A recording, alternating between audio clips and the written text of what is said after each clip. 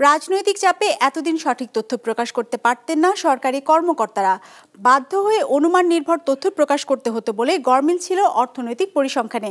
এমনটাই জানিয়েছে শ্বেতপত্র প্রণয়ন কমিটি। মঙ্গলবার রাজধানীর শেরেবাংলা নগরে এক বৈঠক শেষে এসব কথা জানানো হয় কমিটির পক্ষ থেকে।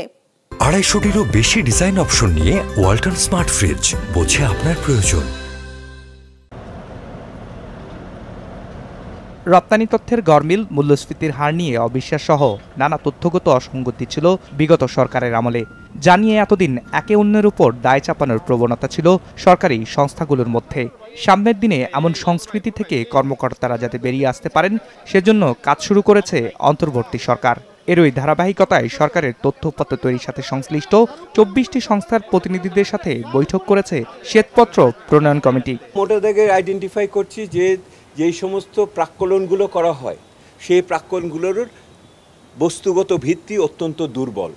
অনেক সময় যারা প্রাক্কলন তৈরি করেছেন তারা অসহায় বোধ করেছেন, ওই প্রাক্কলন দিতে বাধ্য হয়েছেন। এই কথাটা অনেক বড়ভাবে এসেছে। ঠিক বললাম কিনা?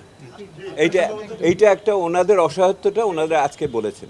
এইটা তথ্য প্রকাশে এখন আর ভয় নেই উল্লেখ করে সঠিকভাবে তথ্য উপস্থাপনের আহ্বান জানান শ্বেতপত্র প্রণয়ন কমিটির প্রধান। পুরো প্রক্রিয়ার ভিতরে অন্যতম গুরুত্বপূর্ণ মিটিং আজকে আমরা করলাম, যে সেটা হলো তথ্য উপাত্তের সরকারি কর্মকর্তা প্রতিষ্ঠানের সাথে আমরা সেই অর্থে সংলাপ করলাম এবং ওনাদের আমরা বুঝিয়েছি আমরা একই পক্ষে, আপনাদেরকে আমরা ধরতে আসি নাই। আপনারা এতদিন যেগুলি করতে চেয়েছেন কিন্তু করতে পারেন নাই, এইগুলি করার আজকে সুযোগ, এই সুযোগটা ব্যবহার করেন, আমরা এইটাই বলেছি ওনার। একই সাথে মোট দেশজ উৎপাদন, জাতীয় আয়, মূল্যস্ফীতি এবং এডিপির প্রাক্কলনের ভিত্তিও দুর্বল বলে মনে করেন এই কমিটি। এমন পরিস্থিতিতে কিভাবে এসব সংস্থার কাছ থেকে সঠিক তথ্য পাওয়া যাবে সেটি খতিয়ে দেখার কথা জানিয়েছেন তারা। বলেন প্রয়োজনে পরিসংখ্যান ব্যুরোর সাথে আলাদাভাবে বসে বিষয়টি সমাধান করা হবে। একটা হলো জাতীয় আয়ের প্রবৃদ্ধির হিসাব কিভাবে হয়েছিল, আর দ্বিতীয় হলো মূল্যস্ফীতির হিসাব কিভাবে হয়। এই দুটো বিষয়কে আমরা কি বলে এটাকে স্যাম্পল হিসেবে গভীরে যেয়ে দেখার সিদ্ধান্ত করেছি। মূল্যস্ফীতি এবং জাতীয় আয় এর সাথে সম্পর্ক নাই।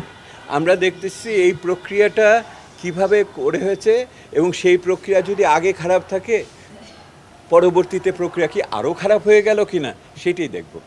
কমিটির পক্ষ থেকে বলা হয় জ্বালানি সহ বিভিন্ন বিষয়ে যেসব চুক্তি হয়েছে সেখানে কোনো অসঙ্গতি আছে কিনা তা খতিয়ে দেখা হবে। ইতোমধ্যে কমিটির পক্ষ থেকে যে উন্মুক্ত তথ্য উপাত্ত চাওয়া হয়েছিল সেখানে ব্যাপক সাড়া পাবার কথা জানিয়েছেন তারা। রায়হান শোভন, বিজনেস রিপোর্ট, মাছরাঙা টেলিভিশন।